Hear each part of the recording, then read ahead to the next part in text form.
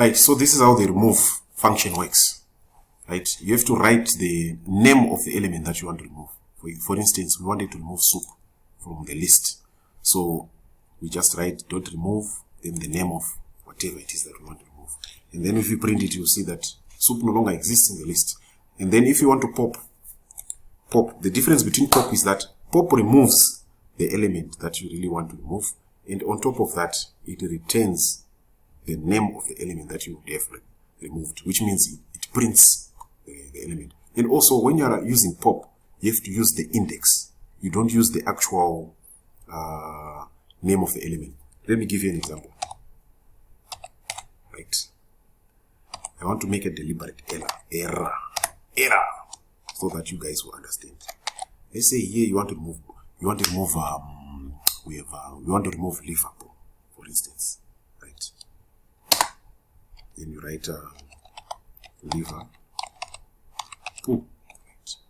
This will generate an error, right? So if you don't want to generate an error, you're not going to TPC Liverpool. We can't do that, right? Let's remove box, right? Box is on index number 0, right?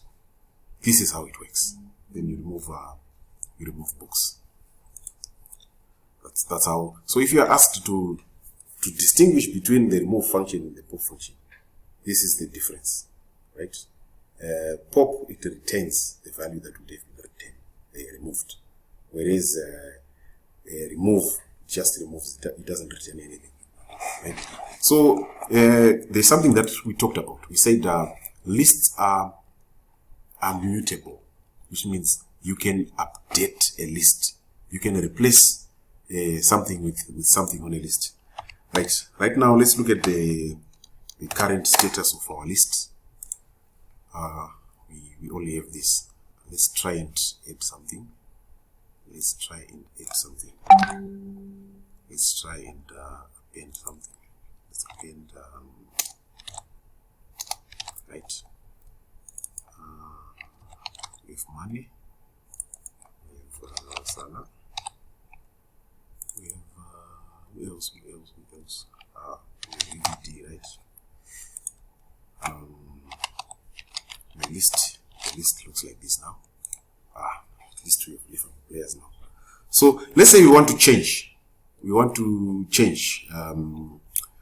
replace Jota with something, right? If you want to replace Jota with something, you just write the name of the list.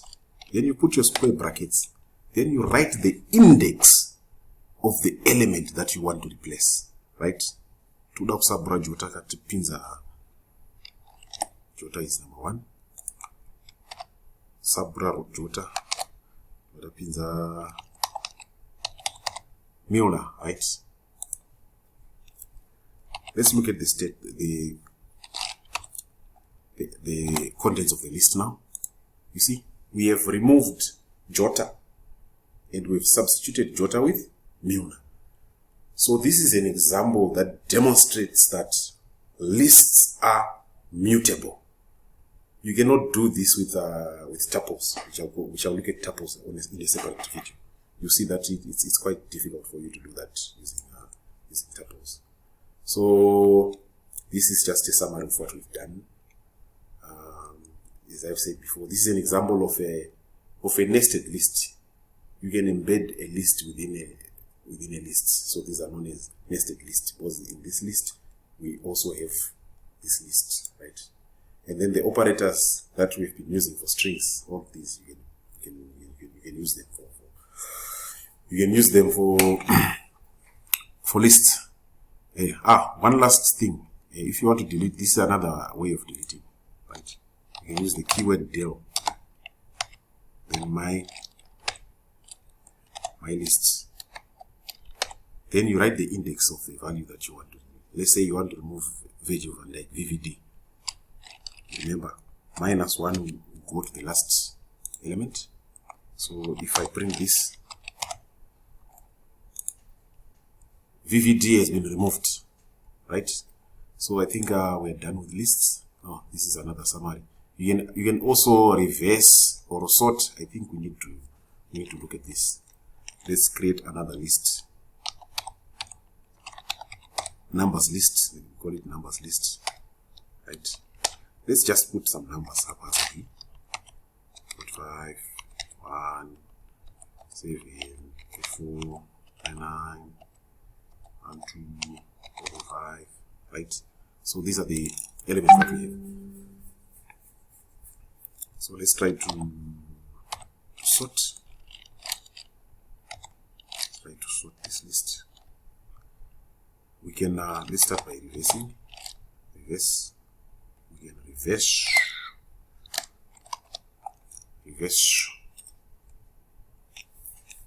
I think we need to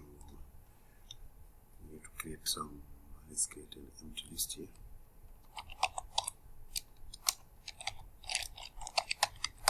Empty list. Empty list is equal to, this list is empty, right? Then we want to assign a value to this empty list. Then we take this, we paste it here, right? Then let's try to bring this empty list.